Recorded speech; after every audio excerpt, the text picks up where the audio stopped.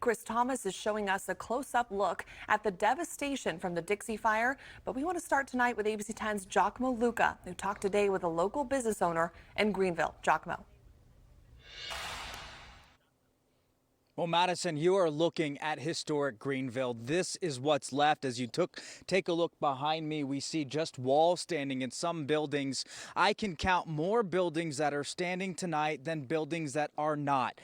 That includes a pharmacy right here. It looks as if almost a bomb was dropped on this. The building almost unrecognizable. You can't even tell it was ever a pharmacy. We spoke with the owner, also as Plumas County supervisor tonight, who says he's just absolutely devastated about what's happened, but is committed to rebuilding. Been here since 1973, and it's really hard to stomach this. Longtime Greenville business owner and Plumas County Supervisor Kevin Goss saw his town for the first time since it was reduced to ash and debris. Now that I've seen this, now I'm better. I'm not great, obviously. This is sad. Despite the widespread destruction, he's committing to rebuilding. It's a slow, arduous, long process that's going to be painstaking. A process 76-year-old Woody Culleton knows all too well. He survived the Camp Fire, California's most deadly and devastating fire in Paradise. We know what it's like.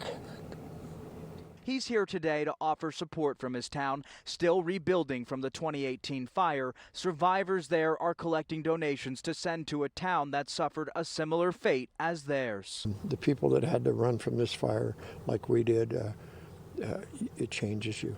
You're just not the same. Meanwhile, the Dixie Fire continues to excel uncontrollably. The firefight continues as crews begin clearing areas in the burn scar. My heart goes out to the people that lost their homes. So I'm just glad I can come up here and assist with the firefighters and putting these trees down. Trying to make it safe enough for folks to return home.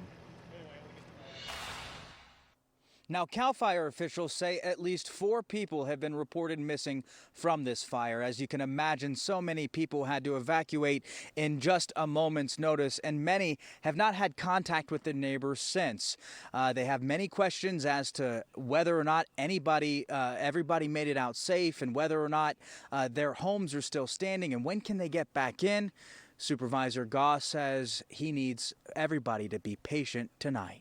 All right, Giacomo, a lot of people on edge tonight. Again, we're going to get an update from CAL FIRE around 7 o'clock, so be sure to tune in to ABC10.com and right here for the very latest on the Dixie Fire. Giacomo, thank you. And earlier today, our Chris Thomas walked through the town of Greenville, where the Dixie Fire again leveled historic buildings and homes.